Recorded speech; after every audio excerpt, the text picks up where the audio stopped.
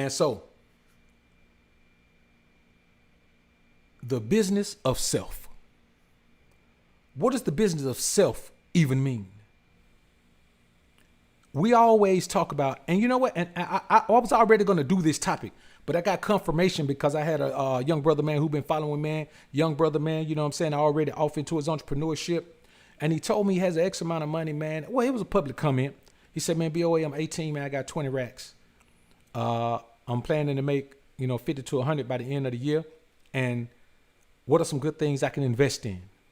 And my response was, take that 20 racks and invest into yourself. Invest back into your business. See if you can make 100 to 150 racks as opposed to 50 to 100 racks. See if you can make your business more efficient and more productive, and maybe you can make 200 to 250,000 as opposed to 50 to 100.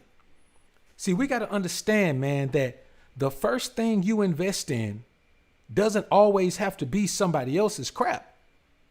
You don't have to invest in other people's things. Like, we only view profitable investments as investing into somebody else's stuff. Like, man, listen, bro, there's nothing wrong with investing in stocks, but there are other investment opportunities outside of the stock market that other people capitalize on that we don't capitalize on. So today we're going to talk about the business of self. The business of self. We put all this time into improving ourselves, but we can't figure out how to put our money into improving ourselves because we don't view ourselves as a business. Your first business is yourself. If you die, you are the foundation of everything you do. So the business of self must be the foundation of everything you do.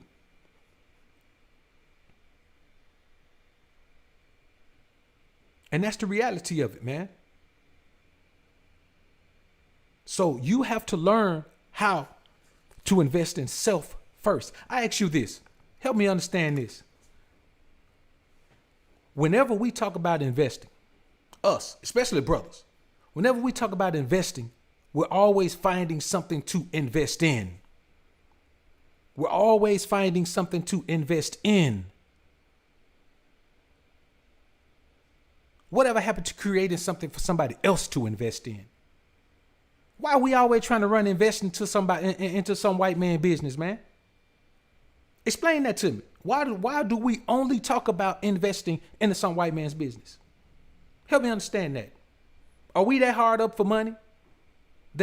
Man, listen, that is a slave mentality to always think about investing, and you're always going to invest into a white man's business. You're always going to invest into masses business. People be talking about investing in Apple. Apple don't even play a damn dividend. Why would you invest in Apple? Most people, man, listen, I know cats, man, that ain't never used Apple product in their life, man, talking about they're going to invest in Apple. Why? You got to invest in something you believe in. Just in case you don't make no money off of it or you lose your money, you got to be okay with that because you got a passion for it. We're always talking about being entrepreneurs. How come we never talk about investing in each other? I would rather invest in one of you brothers' business.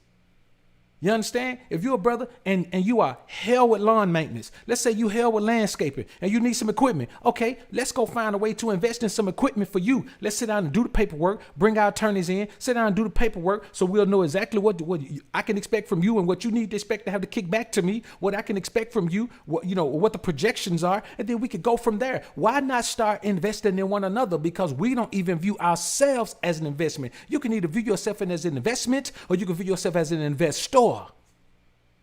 The problem is there's nothing wrong with being an investor. But what in the hell ever happened to you thinking of yourself as an investment? It's partially a defeatist mentality when you think about investing and all you think about is being an investor into somebody else's thing. And it's not even about investing in somebody else's thing. It's investing in one of these companies that's already big as hell. It doesn't make sense for you to buy any stock in Apple. The time to buy stock in Apple was a long time ago when it was low. You don't buy high. You know what I'm saying? There are many more investment opportunities where you can invest money and make a difference. Whatever happened to wanting to invest in making a difference while you make a profit? All we talk about is telling me how to make a few extra dollars here and there. Invest in this, make a few extra dollars here and there. Invest in this. Have these stocks. Bro, let me tell you something. I will never address stocks again. I will never invest stocks. I will never address investing in stocks again. So if you want some stock tips, you got to go somewhere else. What the brother name is, man? Immortal Minds. He does a lot of stock talk, man. A lot of stock talk. Listen to that brother talk stocks. I don't talk stocks anymore. I see too many investment opportunities around me. There's a new business opening up all the time.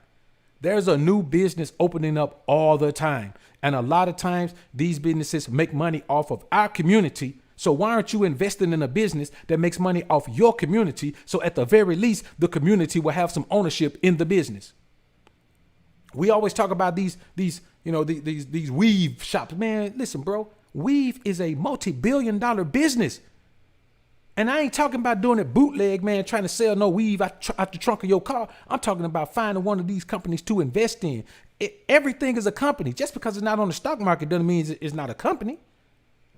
You got a better chance of getting a payoff, man, in a non-publicly traded company that's making a profit every day, that's making a profit every month, that pays a dividend. The purpose in investing is to get a dividend, to get a kickback. It's not to just sit up and own. Man, listen, I got partners, man, they own stocks right now, man, that they just own them. You know what I'm saying? They just own them. You know, all you can do, man, is try to sell them off or trade. Some of these stocks, they're non-tradable. They just own them. They're just a part of their wealth portfolio, but they can't do nothing with them but say, hey, I own this stocks and they're worth this. As black men, we still got to think about contributing to our community. We still got to think about how can we build up our environment, rather. How can we think about building up our environment into a community if we're not willing to look at our own brothers, our own sisters, everybody who is into business as an investment? Man, bro, let me tell you something.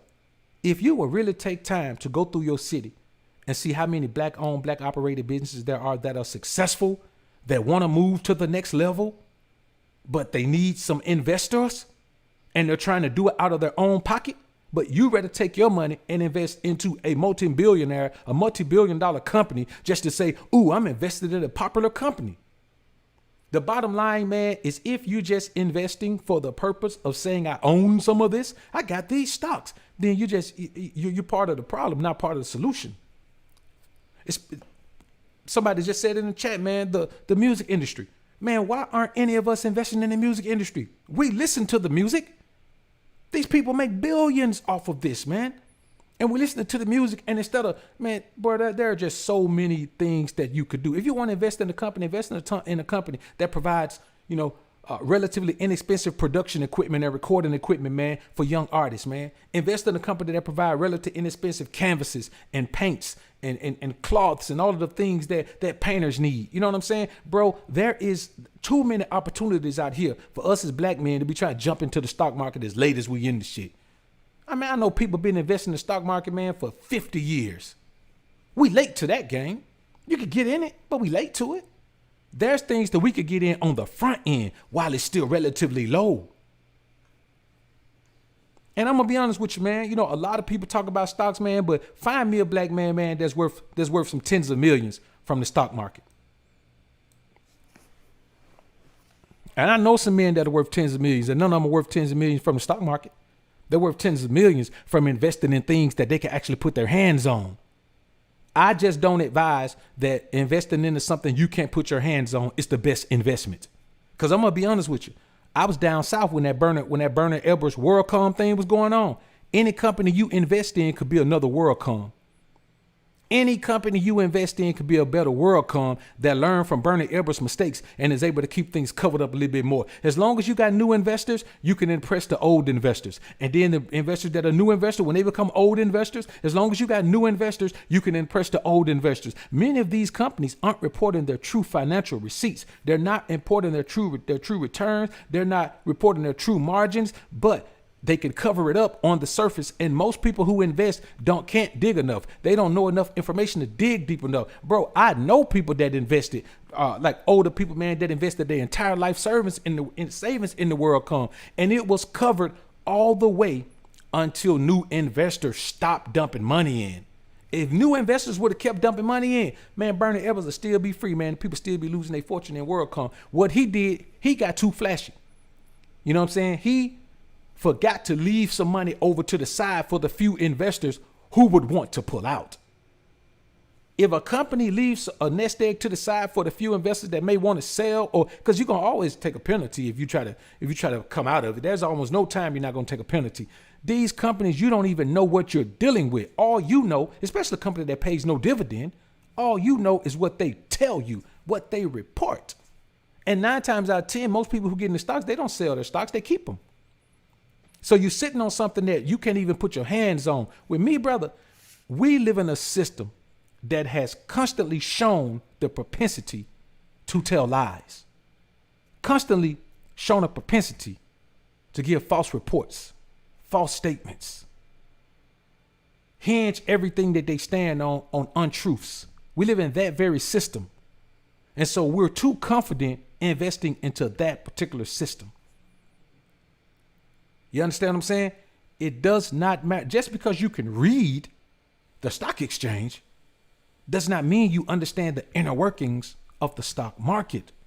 You cannot trace a company deep enough to know if they are truly reporting profits or if they just throwing arbitrary numbers out there to keep the investors satisfied. A local business, you can invest into a local business. And man, listen, it could be something as simple as seeing a guy in your neighborhood. Let's say you live in a subdivision that's got 150 houses in it. And you see one dude, his sign out there, his lawn maintenance sign is out there in about 70 yards. And you see that dude riding around, man, he got a truck with a trail on the back of it, man, and he pulling a lot of equipment, but he just got a regular F-150. There's an investment opportunity right there, man, to bring in more equipment, maybe give him an opportunity to bring in more workers because he can get more done. He can get more equipment. And there you are. You have an investment in someone that you see working the business every day. You see working the business every day. Now, are you going to make millions off that? Probably not. But most people don't make millions off the stock market. That's what I'm saying. Most of these guys ain't making no millions off the stock market. They may say, I own these many stocks. I'm talking about, man, what can you make liquid if you need to make something liquid? You know what I'm saying? What has the potential to be liquid if you need it? What's tradable? What's non-tradable? You know what I'm saying? So you got to understand, man, that you know, a lot of times you got to remember, man, that there are many more things for us as men to invest in. And the number one thing is self. So let's get into the topic of this show, man. Y'all, man, there's a train, man, passing by, man. I know y'all here, man. Hopefully the mic is kind of sheltering a little bit. So the business of self. The reason why it's so easy for men to invest in other people's thing, you know, invest in people who saw themselves as an investment. Bill Gates, yeah, Microsoft is his company, but Bill Gates views himself as an investment. Zuckerberg views himself as an investment. Jay, Puff, 50, they view themselves as investments. Ross, he views himself as an investment. Oprah, she views herself as an investment.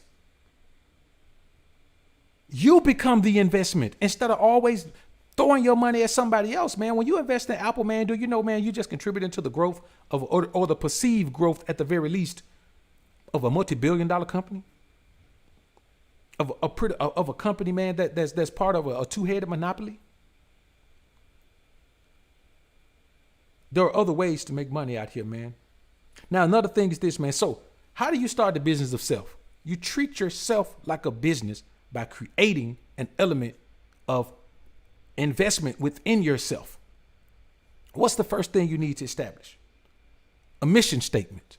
What's your mission statement for your life? Your life is your first business. You are your first business. When we say build yourself up, improve yourself, it don't mean just improve yourself as a man. It means make yourself the most valuable investment that you have. Make yourself an investment. When people come around, that's how, listen, bro, that's how you master women and having women be contributors to your life. You build yourself into an investment where a woman's willing to invest her time, willing to invest her energy, willing to invest her effort, willing to invest her focus. You build yourself into an investment. The homie Chris Jones, prime example. He's built himself into an investment. So the people who come around him want to invest in his investment. They view him as an investment. Okay, if I put my time, effort, and energy here, there's going to be a return. That's how you build yourself into an investment. People should look at you and your life and say, if I contribute here, there's going to be a return on my investment because this is a great investment opportunity.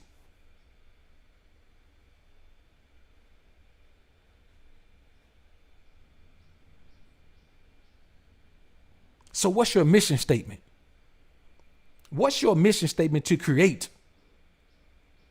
To create an investment aura around yourself. Your mission statement. You know what my mission statement is? Alphas up, betas down. That's my mission statement.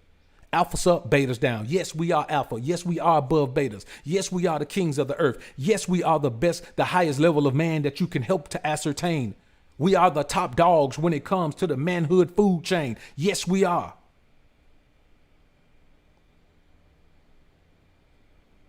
Alphas up, betas down. It's my mission statement.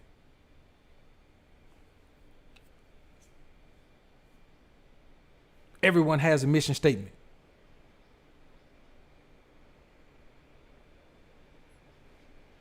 You listen to hip hop producers have a mission statement. Muzzled on a beat. That's a mission statement. His mission statement is I'm Mustard, I'm DJ Mustard the producer. Muzzled on a beat. Metro Boomin. If young Metro don't trust you, I'm gonna shoot you. Metro Boomin. Everybody has a mission statement. Maybach Music, everybody has a mission statement. Ross's mission statement is Maybach Music. If you want to know about Ross, Maybach Music.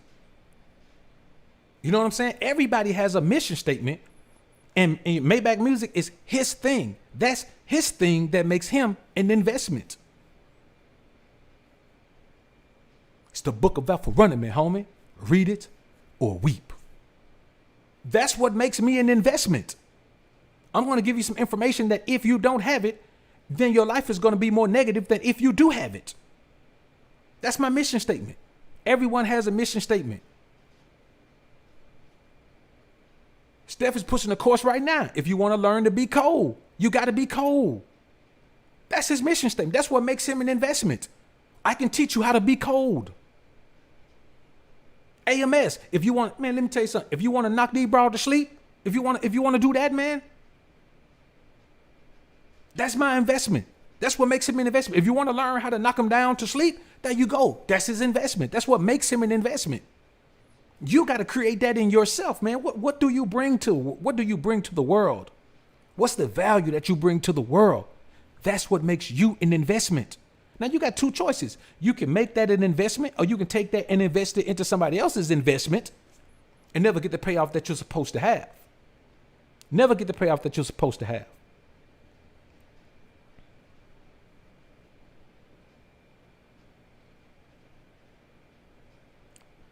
So what's your mission statement? What is your mission statement? If somebody asks you, man, so man, listen, man, what value do you bring to the world, man? I'm trying to invest in some value. Well, I could do this and I could do that and you know, and I could do this and that and bro, I ain't got no time for none of that, man. You gotta tell somebody, man, what your mission statement is.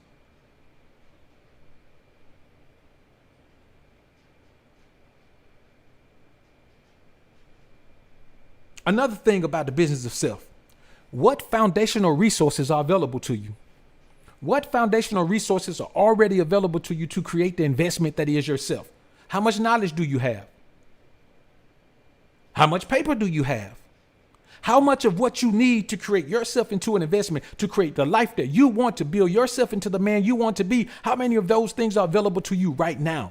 What are the resources you begin your build with? You're building the best version of yourself. You're building yourself into the biggest, most beautiful mansion in the world. What do you have to start with? Do you have the land? Do you have the equipment? Do you have the construction crew? Do you have an architect? What do you have at your expenditure right now to build yourself into the best version of yourself, to build yourself into the business that is you? Bro, I'm going to be honest with you. I can always find a way to invest some money into myself. I can always find a way to invest some money into myself, because there is absolutely nothing I can invest in that over the next 10 years is going to bring me a greater return than I bring myself. Nothing. Nothing else. There are many men right now, man, who are good enough at what they do to be in business for themselves, but they would rather take their money and invest it in somebody else's business that may be okay. I've never understood that. I've never understood that. When I look at somebody like, what's the guy's name, man? Warren Buffett. When I look at that guy owning, man, some crazy like 400 million shares of Coca-Cola or something like that, man. Damn near own all of it. The number one soft drink for since any of us have been alive, since our grandparents were alive. And we sit around here talking about, man, trying to find out what we can invest in. Let's figure out something that's on the front end. I'm not saying don't invest in anything. I'm saying stop going investing in things that are already at their peak. Some of these things you shouldn't even put no money into. They're already peaking out. Even if you're hoping for a return, why invest high? You got to find something, man, that's bubbling under. You got to find something that's bubbling under, man. And I'm telling you, bro, that's how you jump into. And I'm telling you just based on some things I missed. If you're going to talk about investing, find something that's bubbling under, man. Research it. If I had done my research on vitamin water, I would have been in on it early. I would have been in on it before it even hit your store shelves. I had an opportunity to get in on vitamin water, man, before it even hit your store shelf. Now it makes no sense to get in on vitamin water. It's a Coca-Cola product. You understand? But I could have been in on the front end. So if you're going to invest in stocks, or you're going to invest in something that, let me tell you how I view investing, man. I view investing from that perspective, because there's another company I missed out on early too. And that's why I started looking at getting on companies early, because, man, you never know when one of the huge conglomerates is going to come and buy that company up. I learned this from watching the music industry as well. You have to, if you own something, or if you have some ownership in something, there's a chance that there's going to be this huge conglomerate who comes in and tries to buy it out. You understand? People look at Russell Simmons all the time and say he shouldn't have sold Def Jam. Man, them people came at Russell, man, and made him a 9-figure man. He said, okay, I can be a 9-figure man. I'll go build something else. I'll start something else from the bottom. The bottom line is there are more opportunities to invest than just the stock market. And I'm going to be honest with you, 10 years ago, man, we weren't even talking about the stock market like this. And guess what? 10 years ago, brother was still getting money, still investing, still getting money. I was talking to one of my white business partners, man, and we were talking about how different businesses are in different environments. And I was just explaining to him how when you go through the inner city or any predominantly black area, you notice that there are businesses of the same kind all over the place. So you got the check cashing places, you got the pawn shops, you got the payday loan places, you got the weave places, you got the little fast food joint, you got the dog and cat Chinese restaurants, man. You got all of these things. And I say, when you look at those things, black folks own a total of about 2% of those businesses. 2%. In an all black area, black folks own 2% of the businesses. Okay, so if there's a little strip mall in a black area with all that in it, why don't we all put our money together and just buy the strip mall? We talking about real estate instead of buying houses, instead of robbing our people of houses because they don't know the business, and so we lowball them. You know what I'm saying? Why do that when we could go in there and put our foot in that area? Just buy the whole strip mall. We balling like that. We got money like that. We gonna do in real estate. Hey man, let's put a group of us together, maybe 4 or 5 of us. If you notice, man, one person never buys a professional team. Now, unless they sitting on some billions, like not James Dolan, but what's the cat, man, that bought the Clippers? Y'all know what I'm talking about, man. Steve, I can't remember that cat name, man, but he bought the was it the Clippers? Yeah, he bought the Clippers. That boy was sitting on 20 billion. With 20 billion, you can buy a team. I'm talking about guys who come, even Magic Johnson with the Dodgers and the teams that they bought over there, man. It was a group. So black men can group together, but we don't have no insight. We would rather talk about each other and tell each other how to invest in the white man's business, man, when there are opportunities all around us. You know what I'm saying? That strip mall. You know what I'm saying? You go, hell, let's buy the whole mall. Let's buy the major mall. Let's go to a city and buy the mall. You know what I'm saying? And create something there. If there are other people already in there making money and there's no money coming back. See, we always talk about building up ourselves, building up our power structure in this society, but everybody's thinking about their own individual resources. And I'm just not wired like that, man. I'm put here to live in a mission, man. I'm on a mission, man, to heal the people, to turn the people back to God, man, to show the people that we don't have to be reliant on those around us, that if we use the power that's within us, the godly power that's within us, then we can build what we need to build in order to propel ourselves to a position where we can get the hell out of here if we need to do that. But nobody else is talking about that. You know, and we pass by all the time, man. All these convenience stores, man. You go through the hood, man. Black folks don't own a single convenience store, but there's about 15 convenience stores in any city, USA. I'm talking about you can't go a block without another convenience store, and black folks don't own none of them. But all you see out there is black folks. And even the people that's getting off the interstate, they get off the interstate, man, they head into another city. Okay, let's stop here for gas. They stop there for gas, man. You go, man. I'm telling you, bro, there's too much money to be made around us for us to be willing to throw our money into a market that we can't control. You can't control the stock market. You can't control it. You can't even put your fingers on it. You can't even put your fingers on it.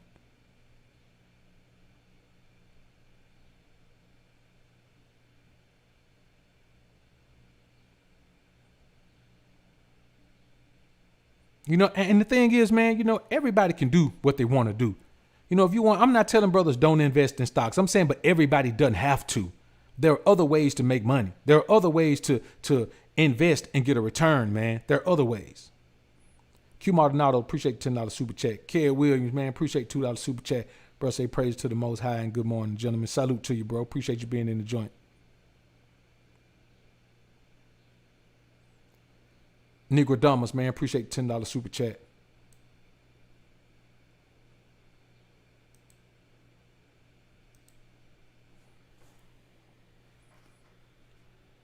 So, you know, you gotta keep in mind, and this is the thing, man. We can talk about, man, well, you know, man, on them pawn shops, man, and all that, man. They're okay. Well, buy the business and open something else, or buy the business and leave that there.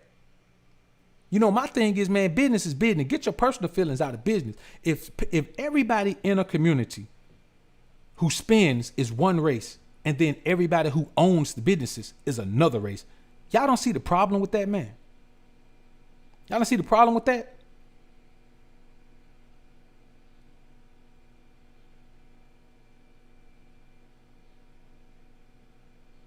So another thing, man, you have to decide whether you're going to be a sole proprietorship or a corporation. We talking about your life. Are you going to be a sole proprietorship or a corporation? Do you have enough people around you to trust to help you build your life? Probably not. The majority of us should start our lives as sole proprietorships. We should be self-contained units because the majority of us start from a level where being a self-contained unit makes sense. The majority of men don't have enough people around them willing to invest their time, interest, and effort into their lives.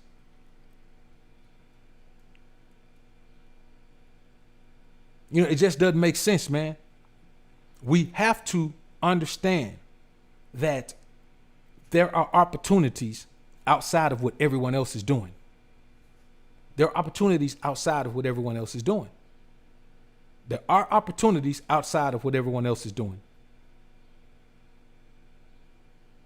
So we're talking about, man, are you going to be, you know, we're talking about your life, the business of self, man. We're not talking about, you know, we're talking about the business of self, man. How do you create yourself as an investment? Yourself as an investment. What are you doing in your life to make somebody come along and say, man, damn, I think this would be a good investment, man. You got your life, you're moving in the right direction, man. Let's see if we can move on. It's kind of like the way the music industry's run right now. They ain't just running around throwing money at people because they got talent. You know what I'm saying? They run around throwing money at people who already got their thing moving. You know what I'm saying? If you already got your thing moving, man, you're already doing 8 to 15 racks a show, and they ain't never heard of you before, eventually somebody gonna be somewhere in some city and they gonna hear you. Some DJ gonna play you and the place gonna go crazy. They gonna find out who that cat is, and then before you know it, they're gonna be giving you calls trying to fly you out somewhere so they can sit you down and see if you're gonna settle for $2 million or if you're gonna keep doing your own thing until they'll throw $50 million at you. That's what's going on, man. You have to understand that, and this is the thing, everybody's not for this. You know what I'm saying? Some people are just gonna be in life, man, to do what they can do to make a dollar. Cool. I'm not knocking people who are out here for that. I'm talking about, man, brothers who want to be in control. See, as an alpha man, I want to control the things that I'm involved in. I can't comfortably continue to dump my money into something that I don't control. I simply can't do. It's not even about the money. It's about the control. It's not about the money, because I'm going to be honest with you. This is real talk, man. Once you become a millionaire, once you get your first meal, then you're just playing the money game after that. If you're living a minimalist life, man, you hit your first meal, man, you're playing the money game after that. It's just the money game. You're just figuring out what you could do with the money at that point. So I don't care about being the richest man around. I would rather be the most powerful man in my life. And as the more I expand my life, the bigger my power, the further my power reach extends. So as long as you're the most powerful man in your life, if you have power in your life, keep expanding your life. Keep expanding your reach. And before you know it, your power goes from being in your household to being in your community. Then it goes from being in your community to being in your city, to being in your state, to being in your country. Like I'm just about being, if it stays in my home, if it just stays in my community, I'm okay with that. I'm just about being in power in my life. Damn the money. You can have all the money in the world, but if you can't have no power over what's being done with the money or how's it being invested, how's it moving, if you can't get no insight, I ain't investing in shit where I can't see the books. I need to know if you cooking the books. I'm telling you, I watched Bernie Ebbers, bro, and I'm telling you, the first few people who got in, man, they were seeing enough of whatever to keep them comfortable. They were seeing enough on the financial reports. They were getting enough of a little kickback. They were getting bonuses and kickbacks to vacations and hotel stays and memberships to golf courses and all that. The things that people with money get. And they were getting these types of things at discounts or even free sometime. And I'm telling you, bro, if I can't see the books, man, I ain't investing in it. You know what I'm saying? If I'm going to throw my money in something, I need to automatically become a boss of that thing. Period. I need to automatically become a boss of that thing. And so the number one thing you're a boss of is your damn life. You are a boss of your life. You have to be the boss of your life first, or you don't even worry about none of this other stuff. You just running, throwing money at some man and people telling you, this is what we got for you. No, let me see the books, man. Because I'm telling you, 40% of the businesses in the United States cook their books. 40% of the businesses, of the established businesses in the United States cook their books. I'm telling you, bro. Steph is cold. Salute, little bro. Appreciate the $100 super chat, man. Bro, say control should be the ultimate goal. Alpha is control. Alpha is in control of self. How can you claim alpha when others control everything you do, G? Great topic, big bro. Take a risk and make smart investments. There it is, bro. Salute to you, little bro. Appreciate the sponsorship, man.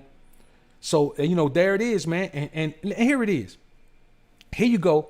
You know what I'm saying? Shit, man. There's an almost 20-year gap between me and Steph's ages. But here I am telling you this. Here he is telling you this. It works, bro. You have to worry about control. Man, let me tell you something. I tell people all the time, man. If somebody offered me, and this is just me, if somebody offered me a job paying me $500,000 a year, I'd rather make $100,000 a year working for myself. It's not even a thought. It's not even a thought. I don't even have to think twice about it. It don't matter what other benefits you offer, man, with that job. If I got to work for you and you be my boss for $500,000 a year, I'd rather be my own boss for $100,000 a year. Happily. We ain't even gonna have no conversation. That's just my outlook on it. I prefer to be in power. I prefer to do whatever the hell I want to do, whenever the hell I want to do it. I prefer to talk to people however the hell I feel like they need to be talked to. I prefer to respond to people when they talk to me however the hell I feel is necessary. I prefer to wake up every day and do whatever the hell I want to do. And that's just how it is. So even when it comes to paper, I need to know what you're doing with my money. Don't show me the numbers. I need to see what you're doing with my money. You know what I'm saying? If I'm investing in the company and y'all got a production facility, walk me through the production facility. I need to see what the hell going on. Look at all this chicken black folks eat, man. How many of y'all ever thought about investing into a chicken processing company? How many of y'all ever thought trying to see how much it is to invest in Sanderson Farm or Marshall Durbin or whatever the major chicken supplier in your city is, especially if you eat chicken? How many of y'all ever thought about trying to invest into a farm, trying to see, what it is for a grass-fed farm? Maybe some of these places want to expand as far as their grass-fed beef production grows. If you want grass-fed beef, why not look into investing into those things? I don't want to invest in things, man, that don't even matter to my life just to say I'm making a little money. You know what I'm saying? If money is your ultimate focus, man, then you're not focused on the proper things as a man.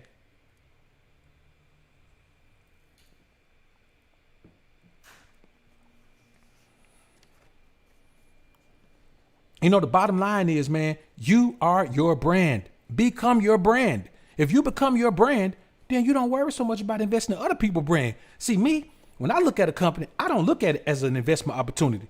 I look at how can I get that company to invest in me as a company, or how can I get that company to do something with me, some collaborative effort with me that where I can benefit from their reach. That's how I view everything. How can I benefit from their reach?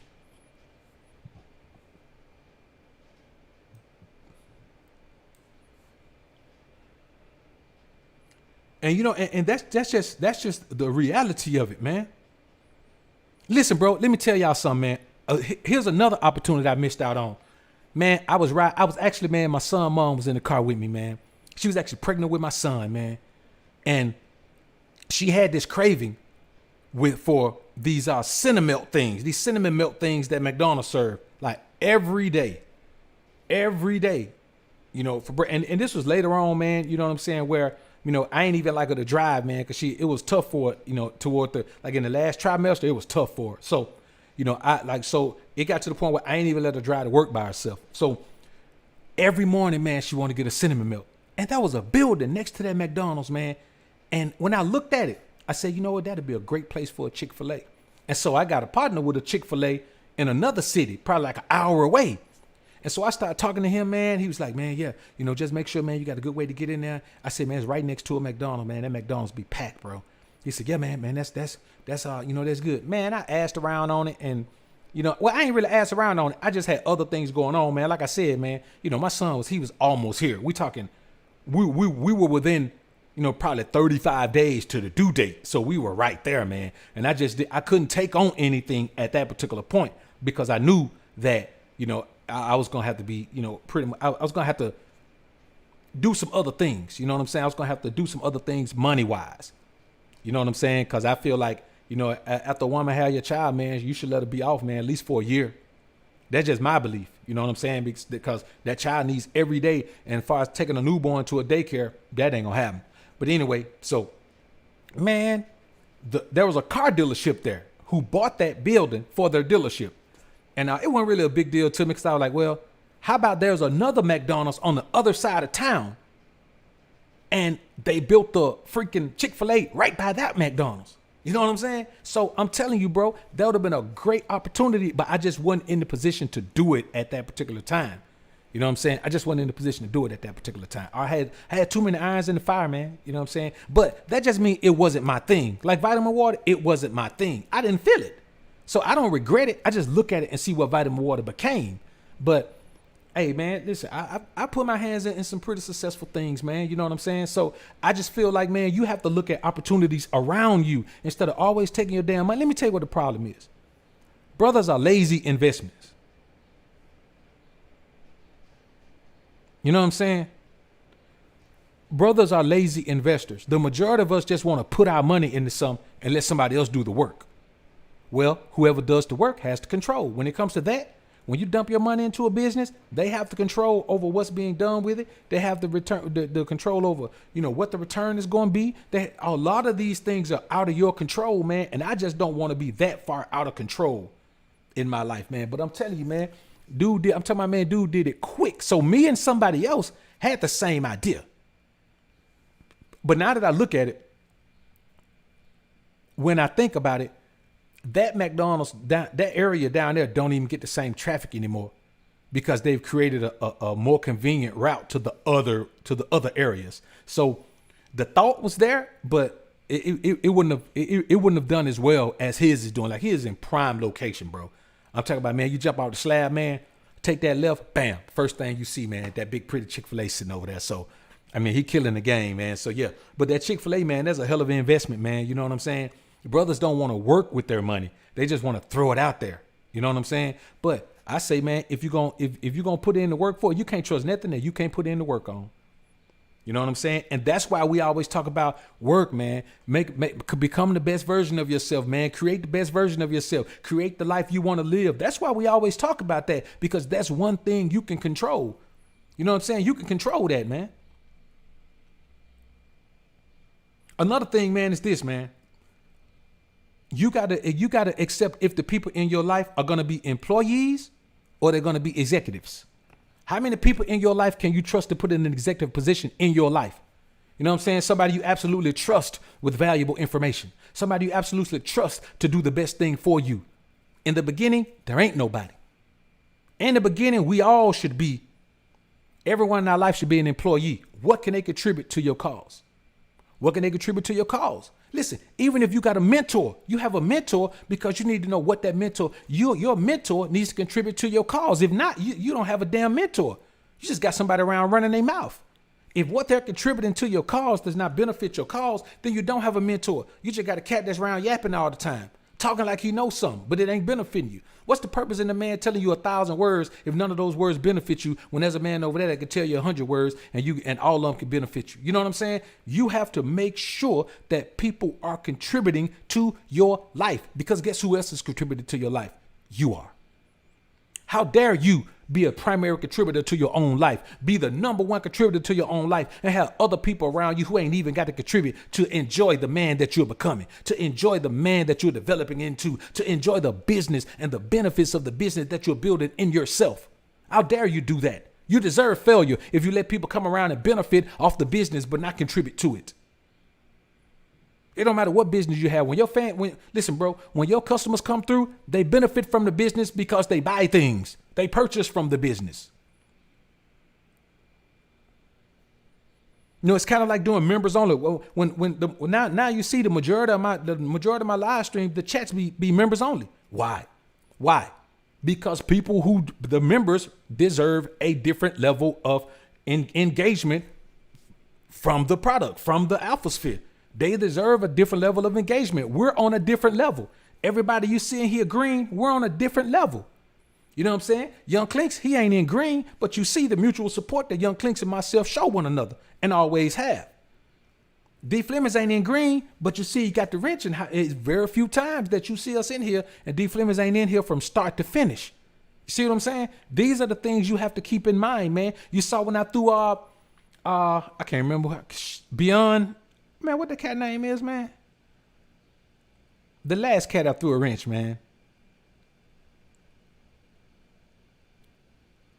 I can't remember. He always come through a support though, man. But even with that, man, you got to keep in mind, brothers, that everyone who benefits tremendously on a higher level than others should be a contributor to what you're doing, man.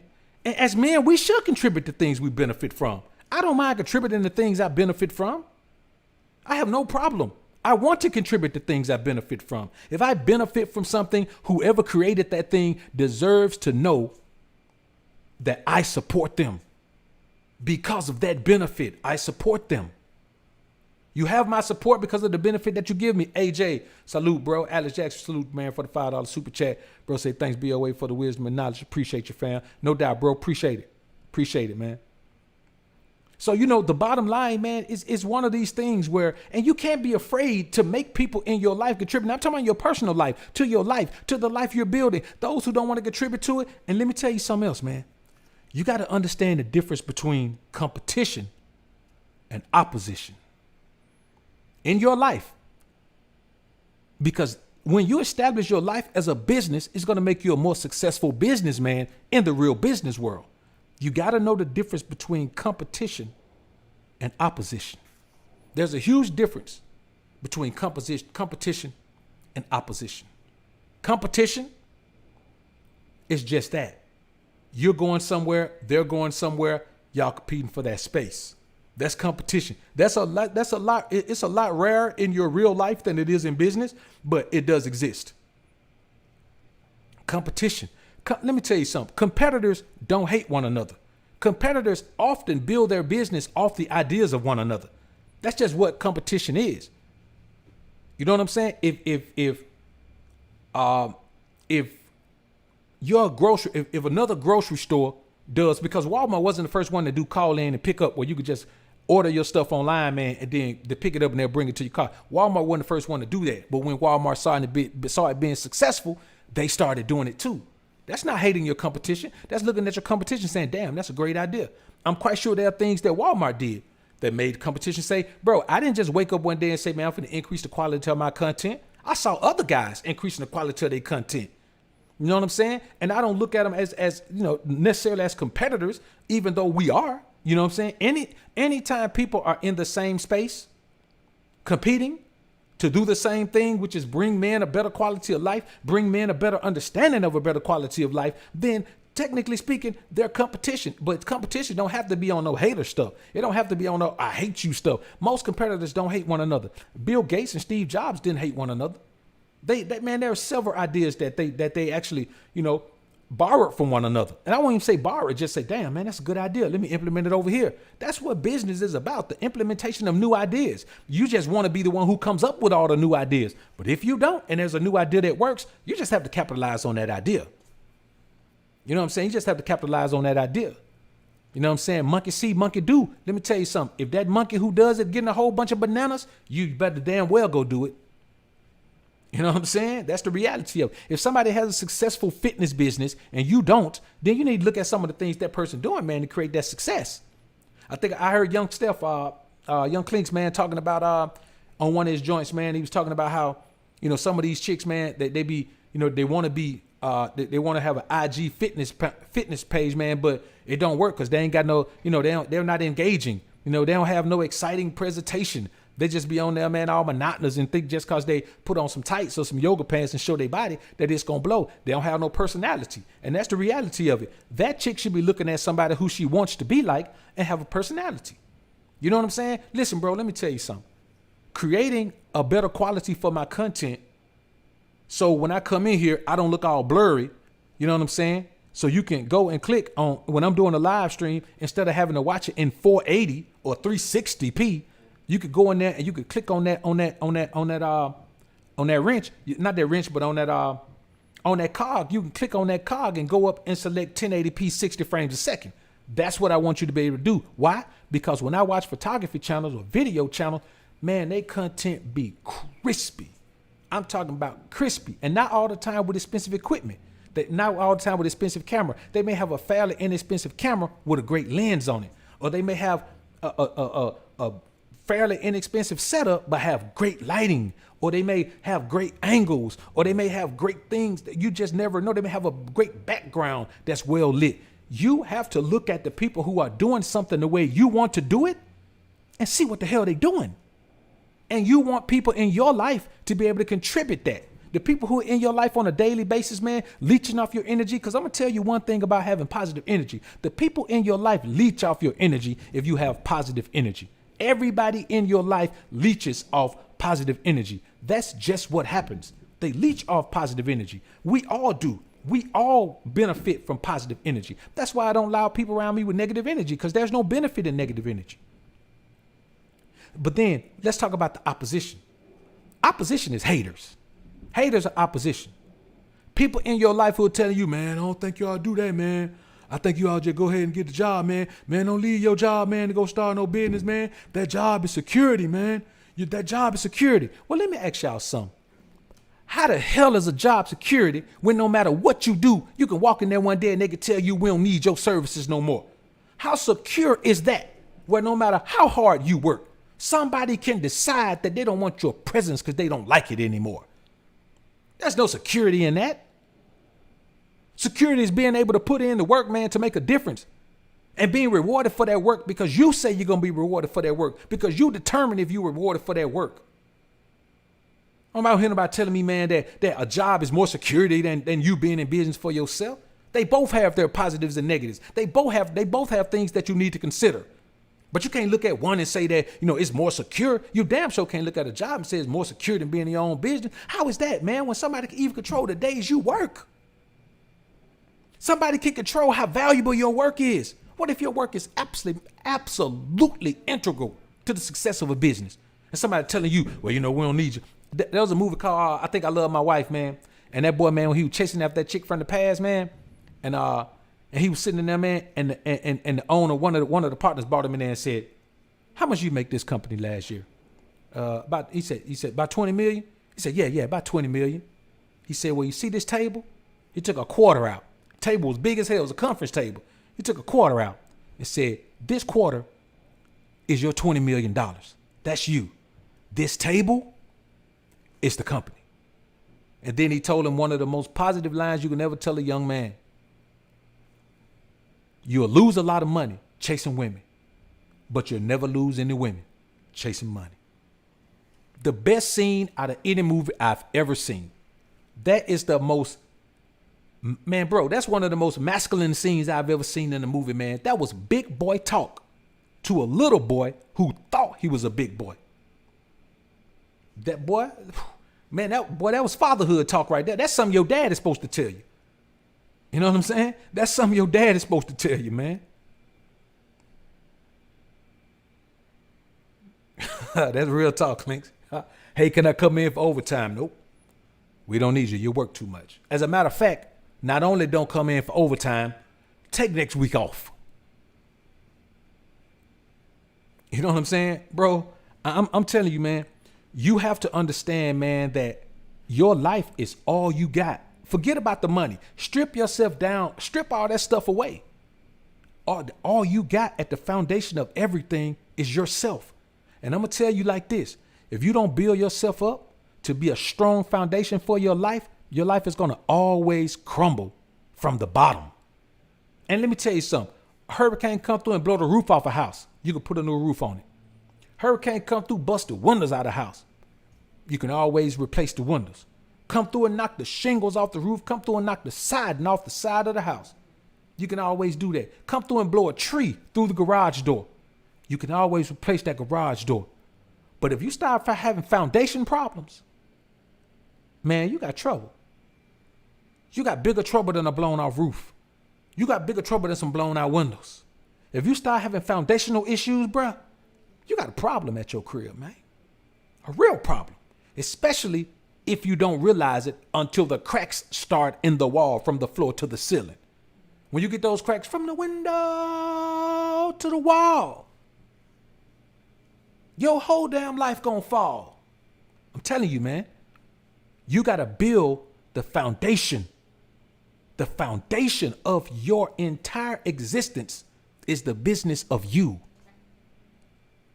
Your mom telling you, well, no, you ain't ready to move out on your own, boy. You ain't ready to go out there. You need to stay here. You know, you ain't ready for that. It take a man to go out there. You don't know nothing about that. You need to stay right here with me, boy. Ain't nobody gonna take care of you like me. Your mama is she's opposition. She's opposing your growth as a man. She's opposing your growth. Well, man, so we get into it sometime. I know I need to watch my mouth more, but we got this child. You need to stay here with me. Our child need to grow up in a 2-parent home. You gonna stay there? That broad is opposition. Anybody who opposes you growing into the best version of yourself, especially those who can't contribute or who don't want to contribute, but they just want to hold you back from it. You got to keep that in mind, bro. You never stay in any situation, man, that is not beneficial to your process. You don't do it. Worst thing you could the worst thing you could do, man. It's an absolute waste of time. And let me tell you something. People don't respect you, man, for not pursuing your goals, man, to cater to them. Because nobody wants you to do that but a woman. Even a hater don't want you to cater to them. They just don't want you to succeed. A hater don't want you to give up your success and then come to them and say, hey, man, let's see if we can work something out, bro. See if I can take you on this ride with me. They don't care about that. They just don't want you to succeed. These women in your life, man, they don't want you to succeed because they know that your success means that they're going to be dropped off. That's everybody.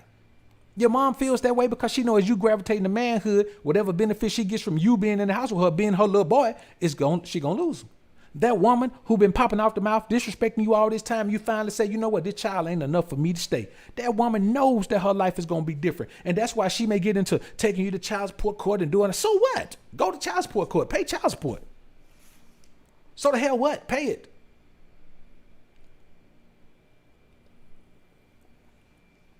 I promise you, and any man in here who's been through this experience can vouch for this. If you're running a household with a woman and a child in it, and you got to be the provider in there, if you leave, you will never pay that much money in child support. You will never pay as much money in child support as it takes you to run a household with a woman and a child in it. So forgive me if I don't sympathize with that when it comes to men who are in that situation and then end up being out of that situation. They have to pay child support. Even when Russell Simmons was paying $100,000 a month, man, they were living in a multi-million-dollar crib. That's what people don't understand about maintaining a multi-million-dollar existence. When you live a multi-million-dollar existence, man, it may cost you $1 million a month to maintain it. Maintaining a mansion and keep it, because you can't have a mansion looking raggedy. So if you got 50 acres, guess what? You got to keep those 50 acres perfectly manicured. If you got a 15-bedroom mansion, guess what? At the very least, you got to have somebody dusting that shit at least about 3 times a week. Even the rooms that don't nobody stay in. So $100,000 a month, yeah, you're like, man, you got to pay $100,000 a month. It was costing him, man, 5 to 10 times more than that to maintain a household with all them in it. Now he free, kick down, take care of his girls, spend time with her whenever you get ready, because that's a part of it when you go in, man. You know, when you go in lawyered up and know what the hell you doing. Man, you go in there, you get all the time you want with your girls, man. Then you get that free time to yourself to live your life, man. Man, Russell Simmons divorced that broad, man, that old looking Asian broad, man. Man, that boy started knocking down a 22-year-old personal trainer from Mississippi, man. That boy came down, man, got him a country girl, man, and started knocking her down for a little while. And then he moved on with his life. That's the thing, man. No matter what happens, you can't allow the pressure of being what somebody else wants you to do to keep you from building a proper masculine foundation for yourself. It's your job as a man to build a proper masculine foundation for yourself. Sky Weezy, appreciate the $10 super chat. Weezy say, man, speaking nothing but the realest ish. Salute. Salute to you, bro. Appreciate you, man.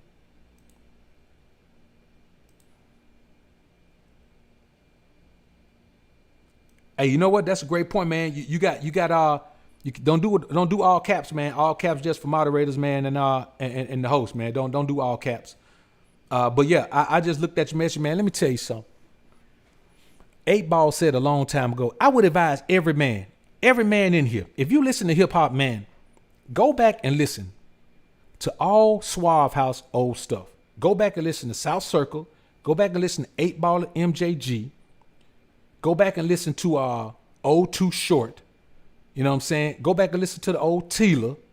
Listen to all these projects, everything that Suave House had, and go back to listen to Short Dog from the time from Life Is Too Short moving forward. You don't have to listen to Freaky Tales. Freaky Tales ain't for everybody. You gotta be about that life. So, but everything, man, listen to those songs. You don't get the information you need from the music anymore. Everybody talking about tricking off. I promise you, if you go listen to Suave House, man, listen to all 8 Ball from Coming Out Hard all the way through to On the Outside Looking In. Listen to all Ball and G when they was on Suave. Listen to Tila, Peace of Mind. Listen to South Circle, Another Day, Another Baller. If you listen to those projects right there, man, I promise you, your whole outlook on women and everything is going to change, because all the game you ever need was right there. All the game you ever need. 8 Ball said once, man, never let a chick know how you make your cash flow. Never. See, we live in an age now where you got to promote yourself. You got to promote your business online. But even though she knows how you make your cash flow, that it don't mean don't let her know how you make money. Like if you're a D-boy in the hood, a chick in the hood know you're a D-boy. Ain't nobody in the hood got no money but D-boys. So, but we talking about never let her know how your cash flow comes. A woman should never know how much money you make, bro. Ever. Ever. I don't give a damn if you married. If you married and your woman know how much money you make, man, you a sucker. No matter how great you think your woman is, bro, if she know how much money you make, it's going to etch into her mind. So she going to know what she should be able to get from you. She going to know everything. And just in case y'all happen to divorce, she going to know exactly how much money you make, so she know how to run to the judge and tell. Now, the thing is, if your money is on paper, then, you know, it's kind of hard to hide it from a judge. But we're talking about just in the midst of doing what you're doing every day in the relationship. Man, your woman should never know, man, about your money, bro. She should never know how you make your money, bro. How your money coming. Well, you know, I make this and, you know, you might as well just be a man to come home and give the check every time, man, you get it. So, you know, we talking about, man, you got to go back, man, and get some of that old game, man, from the 90s, man. You know what I'm saying? Once you hit 2000, man, wasn't nobody giving them no game no more, man. You know what I'm saying? Do or Die did all right, man. I think Do or Die was late 90s, though, man. They may have been early 2000s, man. But once 2000 hit, man, wasn't nobody really giving them no game like that no more, because tricking started. Tricking started getting heavy then, man.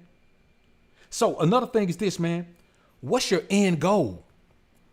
Your end goal determines a lot, man. You know what I'm saying? They ask you in school, man, what you want to be when you grow up. It's the same question. But look at it from an alpha perspective. Look at it from a boss perspective. Look at it from an ownership perspective. Instead of looking at a job, it's the same question. What you want to be when you grow up, dog? You got to ask yourself that. What you want to be when you grow up? The perfect initial answer is a boss. That should be everybody's initial answer. I want to be a boss. You know what I'm saying? I want to be. When the last time you ever heard a kid say, they ask you what you want to be, and they say, well, I want to be the chief of police. You know what I'm saying? Well, I want to be, I want to be the governor. You know what I'm saying? I want to be the executive of it. That's not how children are raised. But we're talking about us, the alphas, the men who strive to be the most alpha version of themselves. Being a boss should be your first inclination. That's just the reality of it, man, because it is about control. It is about control, man. You know what I'm saying? Let me tell you something. Man, I got fired from a job before, man. I think in my life, man, I think I may have had 5 jobs, man. I got fired. The first time I got fired from a job, man, all the rest of them, I quit. You know what I'm saying? I never want to feel the inferiority complex from somebody telling you with that look on their face, like they run things, like you're a peon to them. Look in the face. Well, you know what? You ain't even got to be here. You're fired. There's too much power for me to get somebody over me, bro. I can't do it. I'd never get anybody that type of power over me again. Barring an act of God, man. If God just put me in a position and say, well, I want you to work here for a minute, I'm going to give you some good game from here. That's it, bro. I ain't going to do it, bro. I never want to feel that again, man. I'm going to be honest with you, man. It put me, even the Ghetto Boys, man. Go back and Ghetto Boys. Call me, yeah. Call me the gangster of love. Willie D said, I'm a mother. Put a chick to a test. If she don't pass, man, let me tell you something, bro. If the test consists of getting with the whole crew, that's what you got to do. You got to go back, man. You say you want to be down with Willie D, but yet you find it hard to listen to me. This game, bro. You got to think about it, man. You're talking to a man who was dealing with women in an era where men were men. Bro, them women could never get away with the things they can get away with now, man. Never.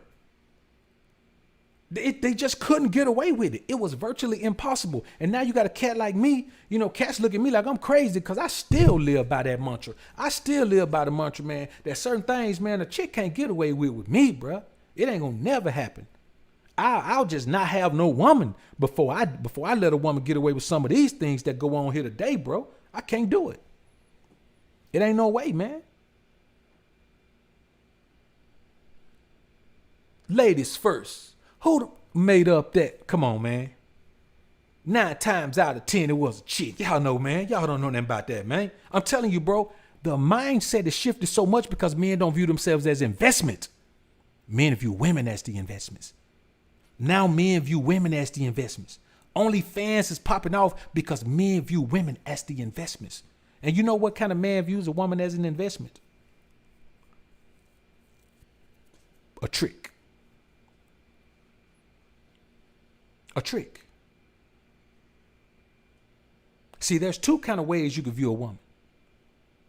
You can view her as an investment, or you can view her as an investor.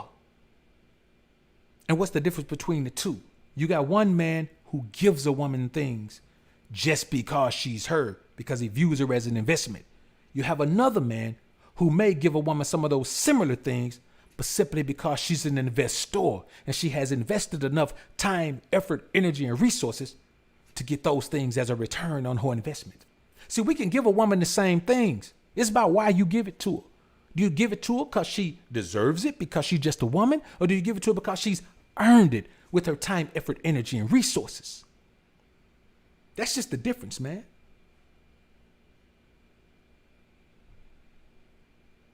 That's the bottom line, man. If you don't control it, you don't own it, man. Men don't understand control. Men don't understand control because they don't want to be in control. Because I'm going to be honest with you. Being in control takes a separation from emotionality. Being in control takes a separation from emotionality. You can't be an emotional boss. There's no such thing. Now, so you have to also ask yourself, when you're building your life, man, you have to ask yourself early. And this is very important to young brothers, man. You have to establish what compromises you're willing to make versus what compromises you are absolutely not willing to make. What compromises are you willing to make versus what compromises you are absolutely not willing to even consider. You got to put them on paper and you got to memorize them, because you cannot make compromises that you were never intending to make.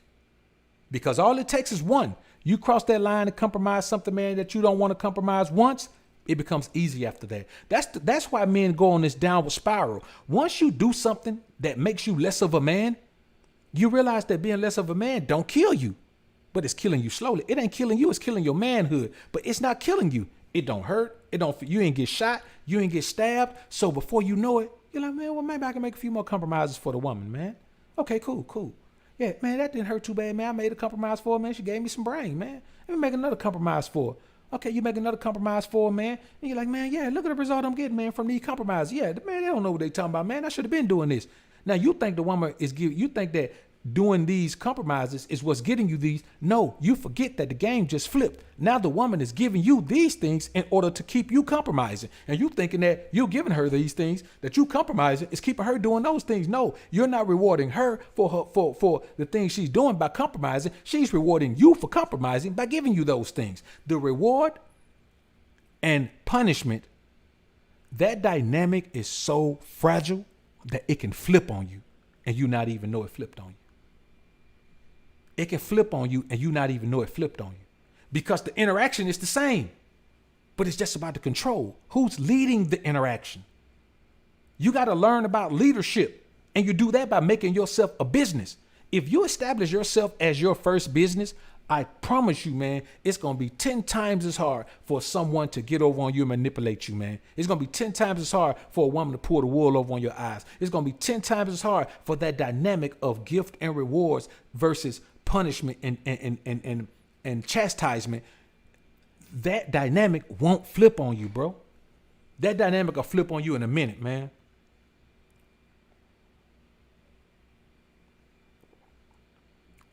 And as far as, man, you know, as far as Cat saying, man, it ain't tricking. Wayne said this first, man. It ain't tricking if you got it. Well, of course it is. You can't trick if you ain't got it, dummy.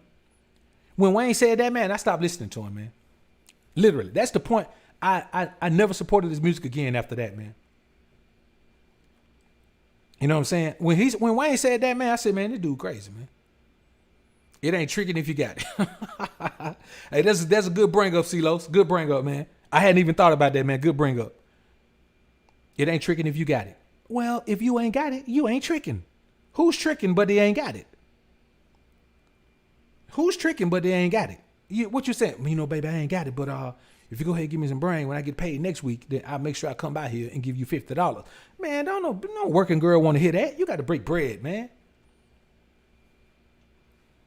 So, you know, man, I was like, man, I said then, man, that boy there, man, that boy was off, man. You know what I'm saying? Man, you know what? I didn't see the kiss from Stoner until after Wayne wasn't even popping no more. You know what I'm saying? Like I had never even heard of it. Cause like I ain't watched shows like, you know, 106 and Park and all these types of different things, man. I ain't keep up with dudes, man. I always been too busy in my own life, man, to keep up with that stuff. Like right now, man, I don't have what the hell be going on, man. Was somebody had to shoot me some information. Somebody had to send me a link.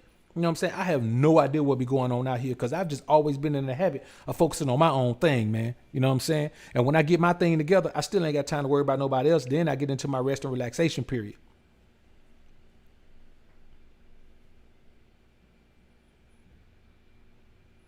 So, you know, a lot of times, man, you get when you got a trick mindset, that means you don't view yourself as a business. Well, you don't view yourself as a business, man. You know what I'm saying? Like, bro, let me tell you something. I have never tipped in a strip club, ever. And I've been in a few, you know what I'm saying? I had a couple girls, man, you know what I'm saying? Just for me, I was too busy. I was too busy getting money in other ways. So I just couldn't really stick to it. I couldn't really dive off into it. But I was in there, man. I had a partner, man, getting ready to go to prison, man. Because all my partners who went to prison, man, before they went, man, they wanted to go to a strip club because they knew they weren't going to see no strippers for a minute. So, man, they'd always hit me up, man, and all my partners, man, my partners were getting fed time. So they was having an opportunity, once they were sentenced, they were having an opportunity to come out and get their business affairs in order before they turned themselves in. So they come out, man, get their fast and order, man. They let me know when they got to turn themselves in, man.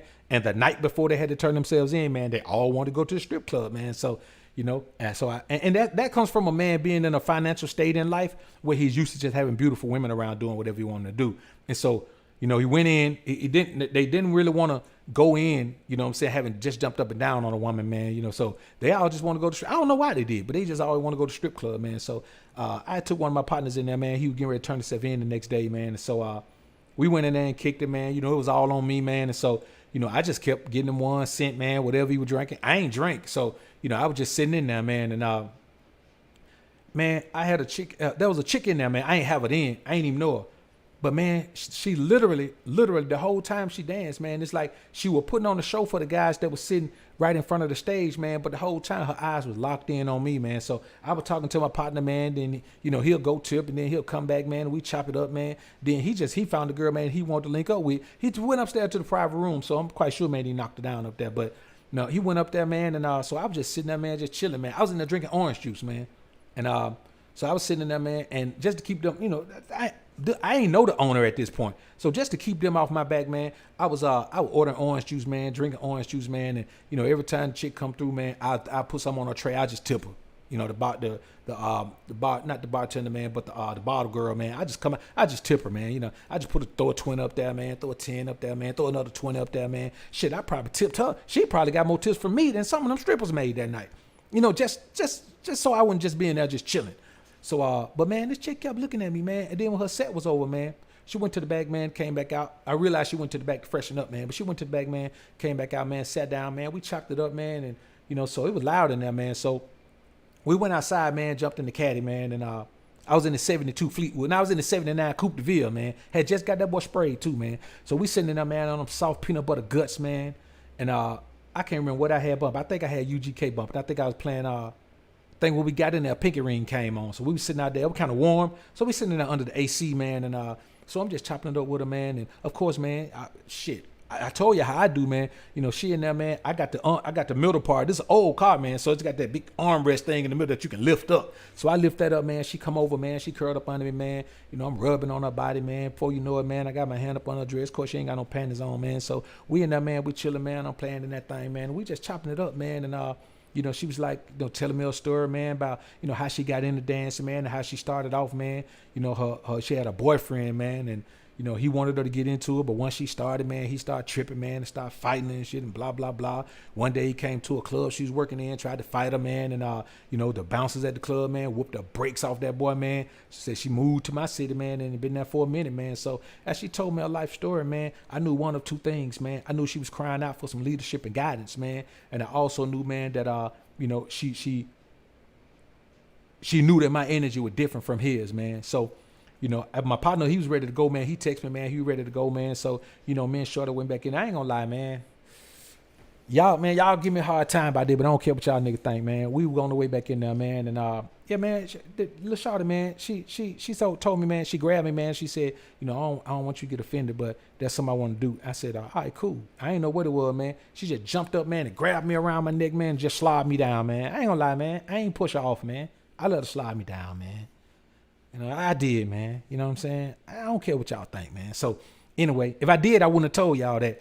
So, I had already gave her my card, man. And so, like early that morning, next morning, man, she hit me up like 7. Of course, I was up already, man, because, I do my first client. I call him my first client, man. I always did drop my first client, man, around by 8. So I was already up.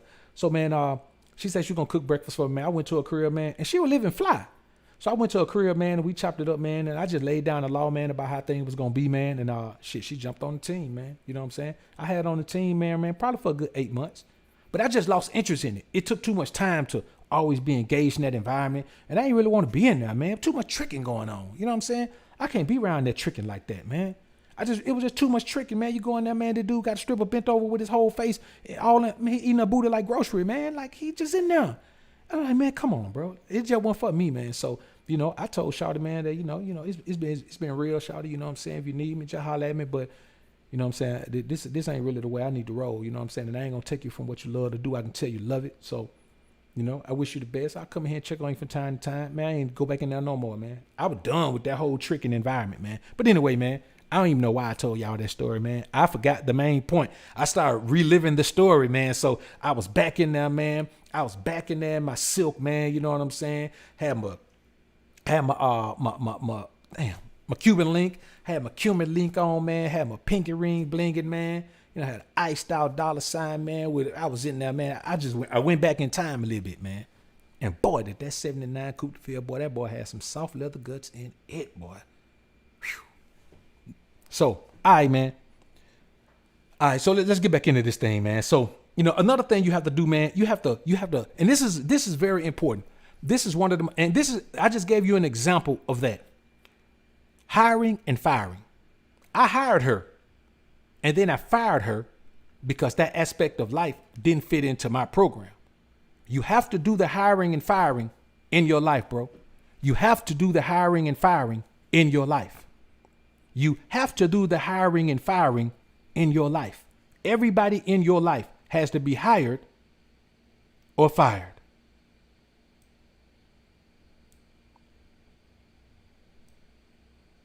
Oh yeah, man, I was talking about my folks going to the Fed. Good looking out, B. Haywood. I was talking about my folks going to the Feds, man. Shit, I still don't know what I was relating it to, man. I had a hell of a point too, man. That's why I don't really like to go off in the storytelling, man. Because I go off in the storytelling, man, and I have such a vivid recollection of it, man. So I just get lost in the story, man. So let me see what topic I was on, because I had a great point to make, man.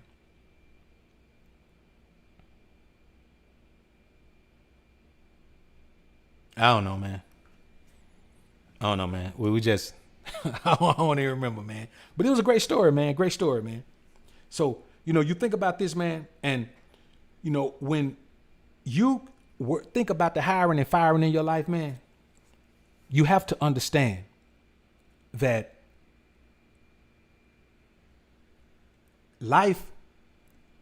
your life is your company. And people who don't do their job have to be fired. You don't have time to write people up. You got to fire them on the spot, because you can't hire somebody for a position until you fire the person that's in the position. You know what I'm saying? You can't even properly do interviews because you can't even bring the person in, and you don't want somebody you're trying to fire to train somebody that you're bringing in. There's a reason you're firing this person. So you have to be ready to hire and fire at the drop of a hat, man. You have to be ready to hire and fire at the drop of a hat. Have to be, man. And if you're not, then just be a regular dude, man. Just go be a regular dude, because that means you're too emotionally caught up to be able to hire and fire. Man, people have to be expendable. People have to be ready. If somebody need to go out your life, you got to let them go today, not tomorrow. You ain't got time to be giving people a second chance, man. Ain't no second chances in life for real, boy. Ain't no second chances. You don't get a second chance at life, that part of your life is gone. This ain't no second chance. You go to prison, man, 20 years, you get out. There ain't no second chance at life. That's a chance to just keep living. You don't get the 20 years back. How's it the second chance when you don't get the 20 years back? How's the second chance when you don't get the money back? How's the second chance when you don't get the lost memories back? There are no second chances in life. Let's stop living in this fairy tale where you get a second chance on life. You don't get no second chance. You get a second chance to do the right thing. No, you don't. Whatever you do now, never make up for what you did before. The time you waste now, you will never be able to do anything in the future to make up for the time you're wasting right now, doing things that you don't even have a passion for, doing things you don't even want to do, doing things that don't even benefit you. What you think you're gonna wait 20 years, then 20 years from now, you're gonna say, oh, now I wanna make up for the time I lost in my 20s. Nah, bruh, you're gonna be 40. And you're gonna have to just pick up from there. It's like saying you're gonna wait. Let's say you want to get a degree. You can wait till you're 40 to go to college. Yeah, you finally in college, but man, you the same age the professors.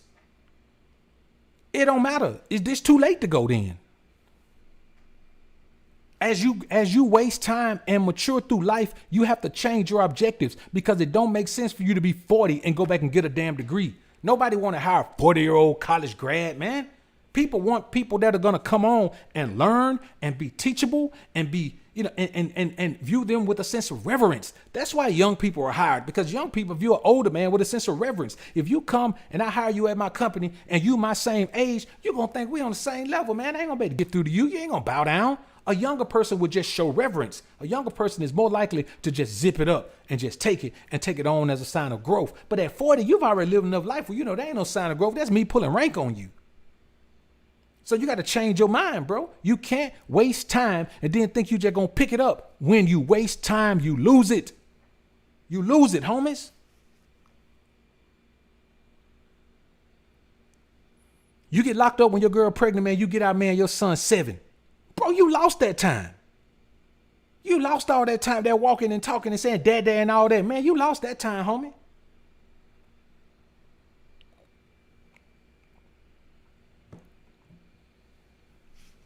Ain't no making up that time, bro. You can't make it up.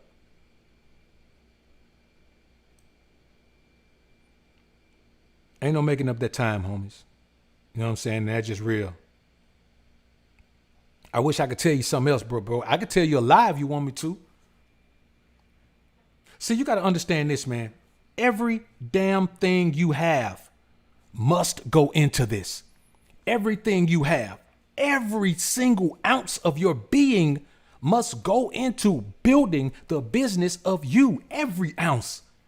If you ain't eating clean, man, and you ain't working out, you ain't doing none of that, that's a part of you that you're not contributing.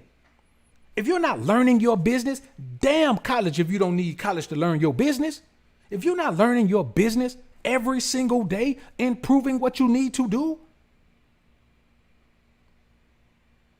I'm telling you, bro, when I improved the quality of my content, man, the algorithm changed for me. My views went up some, but my click per mil went up a lot, which means that the markets that they were pushing me into changed. Some of these markets, man, the click per mil, man, it may be $5. Then others, you go in, the click per mil may be $11. And then you get into one where the click per mil on these two videos right here is $15. You just never know, man. A lot of times you have to know the benefits of whatever business you're in, and you have to capitalize on them and even find a more efficient way to do it. Be on the cutting edge, and nobody can be on the cutting edge unless you view yourself as a business. Regular people don't think about being on the cutting edge. They follow suit. The only people who think about being on the cutting edge are those who are at the front. You can't be on the cutting edge if you at the back of the knife. The cutting edge hits the food first. The cutting edge touches, it's the end of the blade, the sharp edge. Fresh K. Appreciate the $10 super chat. Salute to you, bro. Appreciate it.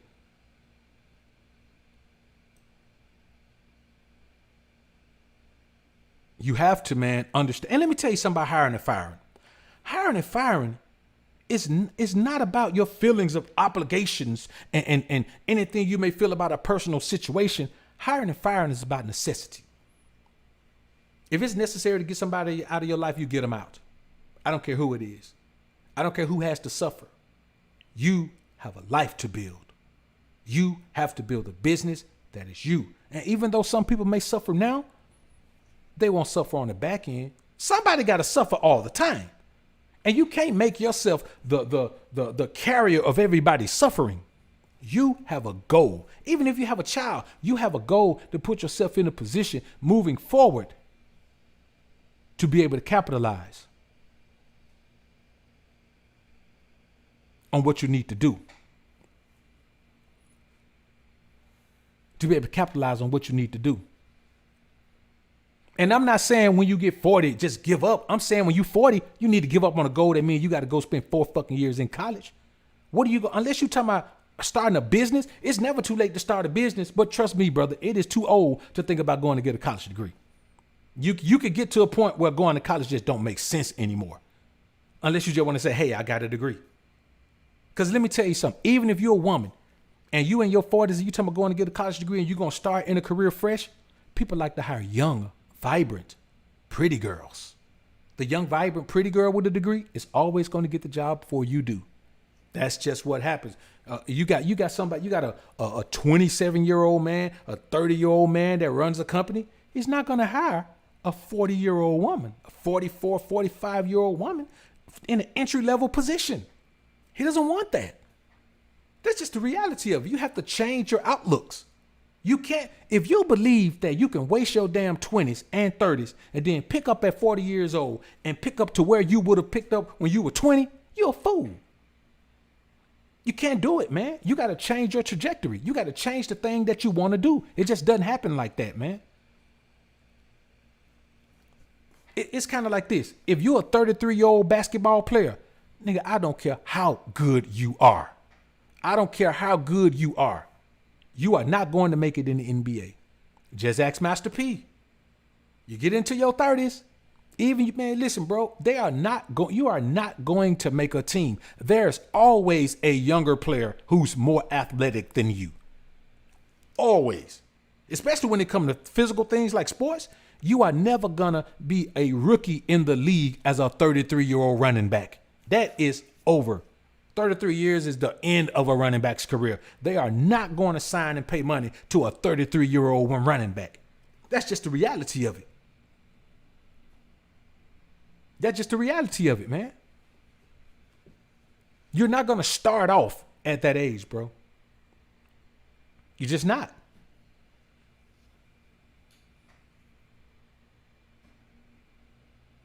You know, the bottom line is, bro, you have to keep in mind that I'm not saying that you can't become successful if you start at 40. I'm saying you can't take the same path that a 20-year-old would take. You can't. Because this is the thing, man. By the time you 40, bro, you should have learned something that can benefit somebody where you ain't got to go to school for it. That's just what you got to do, man. Exactly. There you go, B. Haywood. Go somewhere and coach. If you good and you love it like that, go somewhere and coach.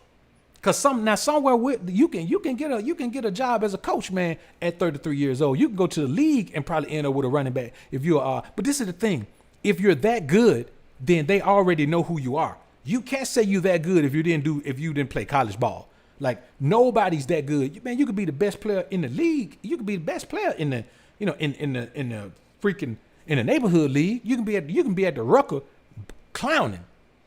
You can be at the Rucker doing your thing. But it don't matter. If you in your 30s, bro, you can just go ahead and get into coaching, man. You got to live vicariously through those who are in their 20s. That's why I tell you, man, now, don't waste your time. Don't waste your time. Don't waste your time. You simply cannot waste your time because some things are going to be off limits to you if you waste your time. If you're 35 and you're a college senior and you just graduated, you can't get out into this market, especially the job market, which we don't talk about a lot here because you know what our view is on that. Wrong or right, that's what our view is on it. You can't get out here and think you're going to compete with a 22-year-old who just graduated. It's just not going to happen in the majority of situations, man. At 35, you have to listen, bro, even if you go to prison or whatever you do, if you just waste your time, you have to look at life and say, okay, we deal with the truths of life in the alpha sphere. You got to look at life as a truth of life and say, there is just no way that I'm going to be able to compete on an entry-level market at this age. I'm just not. You shouldn't want to. You know how much you got to compromise yourself, man? Just think about this. Let's say you're 40.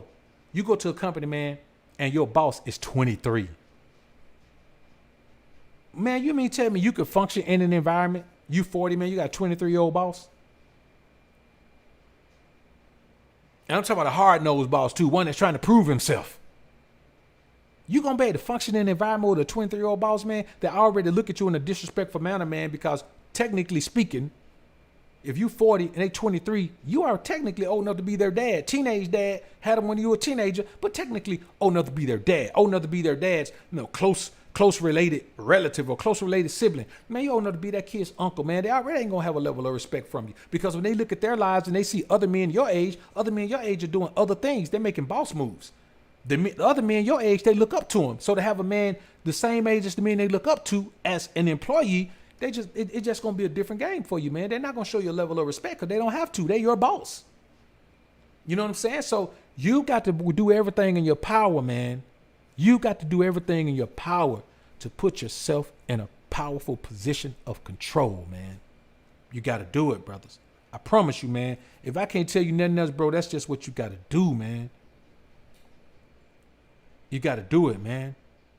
So, you know, and another thing, man, this is what you got to understand. If you can't master this business of self,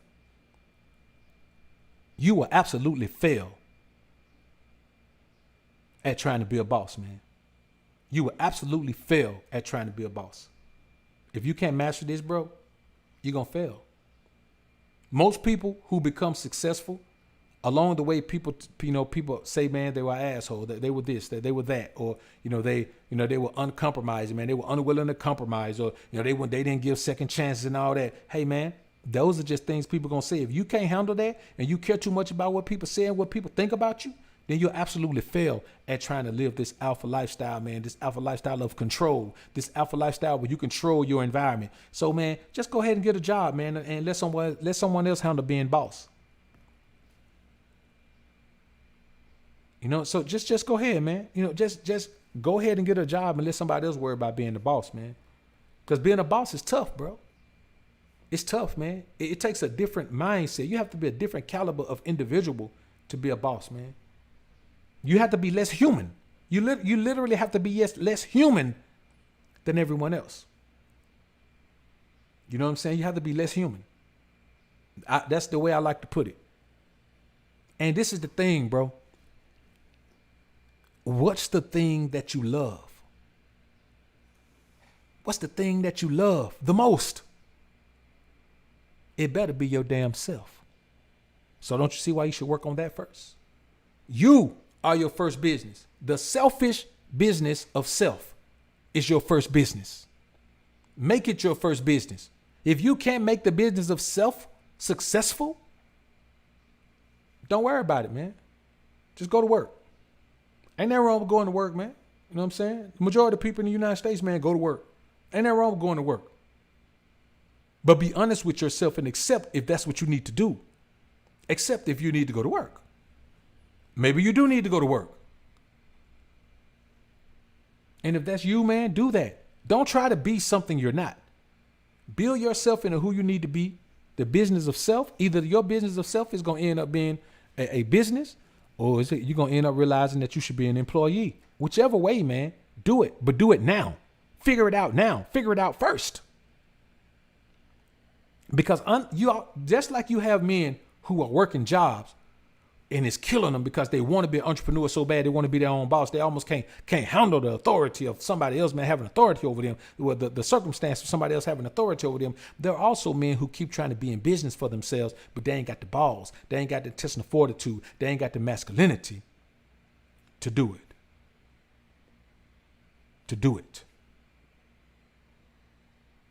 There are men who shouldn't be trying to be in business for themselves because they don't have it in them. And if you ain't got it in you, you're a fool to keep trying something that you're not designed to do. You understand that there's nothing wrong with accepting the fact, man, that you're not cut out to be a business owner. There's nothing wrong with that. My point is to men who are cut out to be that, and you are, because you absolutely detest being anything other than your own boss. But you have to become a boss of your life first before you can become a boss in business. That's why your life, your selfishness, the selfish business of self should be your primary objective. And another thing, man, stay out of your feelings. Feelings have no place in business. Emotions have no place in business. There is no emotion in business. Business is not a human thing. You know what I'm saying? Feelings are for humans, not for business. Emotion should not be in business. It has no need to be in business. Anyone can be hired and fired. And you can't do that if you believe that emotion is in business, or you include emotion in your business. You can't pull that off, man. You can't. Yeah, and that's great. And listen, bro, there's nothing wrong with having a job. I see somebody said there's a lot of things wrong with going to work. Man, no, it's not. Not if you use it as a means to get to the money you need to get to in order to build your business. You know what I'm saying? I would prefer that no man built the business on a loan. Create the revenue some other way. Get a job and stack up, You know, if you at home with your mom, get a job, with your parents even, get a job, stack up your paper. Don't buy nothing. Don't go out nowhere. Stay in your room. Stay chilling with your family, man. Because let me tell you something. 9 times out of 10, there's gonna be some distance between you and your parents, man. When you embark upon your mission to become your own individual man, the distance is gonna increase between y'all. It's gonna be a huge void between y'all. They're gonna be your parents. You're gonna talk to them, but you ain't gonna see them nearly as much as you do. So take that time, man, to build the make sure that relationship is strong, man, where it's sustained with you not being around. Take that time, stack up, build some paper, man. Any business you want to start in the United States of America, man, you should be able to start it off, man, with 20 racks. Any business, you better start with 20 racks. I don't care what it is you want to do. You should be able to start it with 20 racks.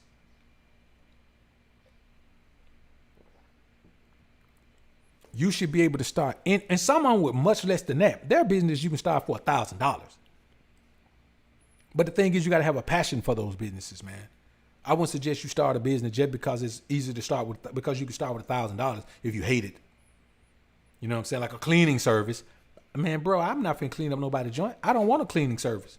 But you can start a cleaning service, man, for about $1,000.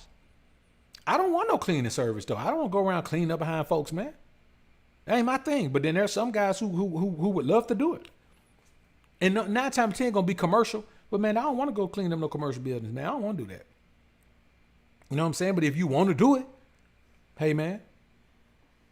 I mean, if you're one of those neat freak guys, one of those OCD guys, man, when I come to your crib and look at your shop, man, we go out to your shop, man, and everything is always neatly placed where it need to be, man. You'll spend an hour out there, you know what I'm saying, making sure that everything is exactly where it need to be, man. If you never leave anything out, even if you got to finish the job the next day, you put all the tubes back up. You never leave them out. You just take them back out when you come back out. If you're one of those guys, man, you may love that. There are some things that you can do, man, but at the same time, you have to understand that whatever you have a passion for, you can do it with 20 racks. And like I said, probably less, but if you stack up 20 racks, there is no business you can't start in the United States. You may not be able to start on the upper level, but you don't want to start a business on the upper level. You want to build it. You want to build it. You don't respect it if you don't build it. And like D. Fleming said, man, don't forget to pay yourself. Pay yourself first. Pay your 10% to yourself. Do that. Pay yourself. If you, man, listen, bro, if you make 10,000, pay yourself 1,000. If you make 20,000, pay yourself 2,000. Write yourself a check first. That's another way that you treat yourself like an investment. Learn how to treat an employee by treating yourself like an employee first. Learn how to treat a boss by treating yourself like a boss first. I had to get up and come in here, man, and do this thing, man, at the time I had to set up. Why? Because my boss told me to. I was going to get in trouble. I was going to get written up. I had to come in and do the show at 10:15 last night. I was tired. I still had to come to work. I was tired, man. So my boss let me off early. I ain't had to work but an hour, but I was tired, man. I didn't want to work for an hour. I wanted to go to sleep. But I came on in because my boss said, man, hey, man, you got to work tonight. You know what I'm saying? I got to go over to the King Ray Ray building in a minute. I got to go work at the King Ray Ray building not long after I get off at this job. It's 12 noon where I'm at, man. I get to go get some lunch, and then I got to go to the King Ray Ray building. Do some more work. Why? Because my boss say, man, that's my job. I signed up for this job. I got to do what I got to do, man. Yeah, I saw that, Flames. I saw it up there. I just repeated it.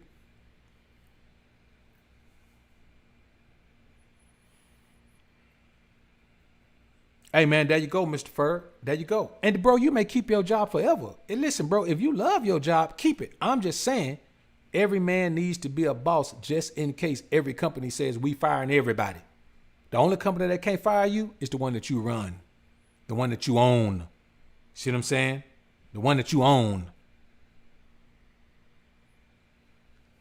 So, you know, man, this is your first experience with being a business owner and being a worker. Because you are your number one employee, boy, especially in the beginning. So, and remember this, brothers, always, especially when it comes to the business of self. That thing finally stopped on me. We're going to let it stay right there. I kind of like that shot. Especially when it comes to the business of self. It's always business, never personal.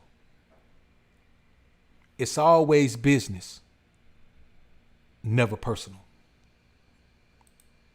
I say again, man, when it comes to the business of self, It's always business, never personal. So don't ever take it personal. Don't ever let it be personal. It's always business, never personal. Hey, man, I appreciate everybody coming through, man. My brother D. Flemings. Appreciate you being in the joint, man. All the brothers. The Green Band guys, man, I appreciate y'all, man. I appreciate all the brothers with the super chats. Young Clinks, man, appreciate you coming through as always, man. All the brothers who came through. JB Lux, appreciate the $5 super chat, bro. Say, what's your take on remaining in a corporate environment to gain knowledge and skills in a specialized industry and side hustling meantime? I mean, I think that's perfectly legit, man. You know what I'm saying? Because this is the thing. You got to have knowledge about whatever business you're going into.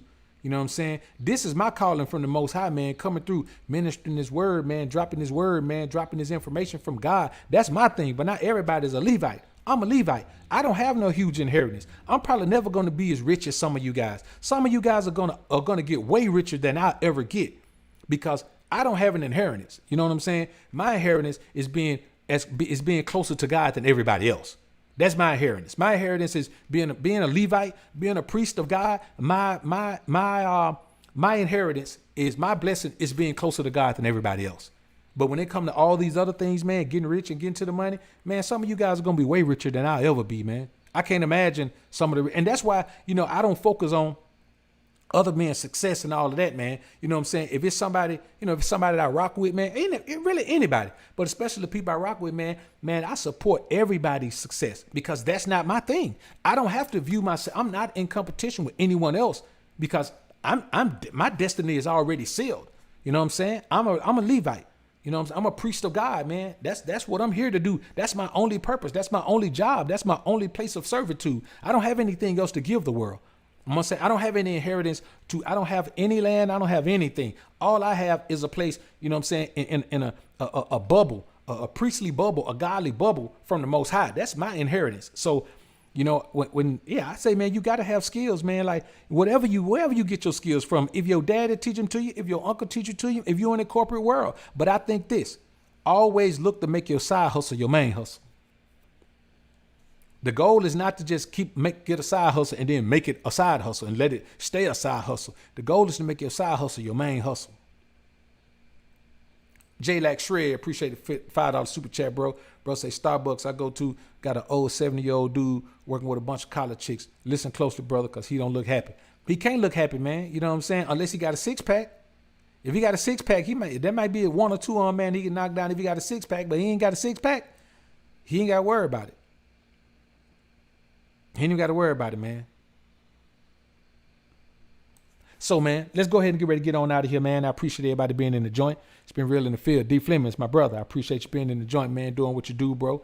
Everybody else, man, come through, man. The sponsors who came through, man, I appreciate it. We're going to go ahead and get ready to slide on out of here, man. I see y'all in the Ray joint, man, in just a bit. To the 3 haters, man, that dislike this, I appreciate y'all, man, that let me know I'm doing the right thing. Whenever y'all come through, y'all keep doing what y'all doing, man. Y'all verify that what I'm doing is the right thing, man. So we're going to head on out of here, man. Y'all put God first. Keep grinding and growing, my brothers. Peace.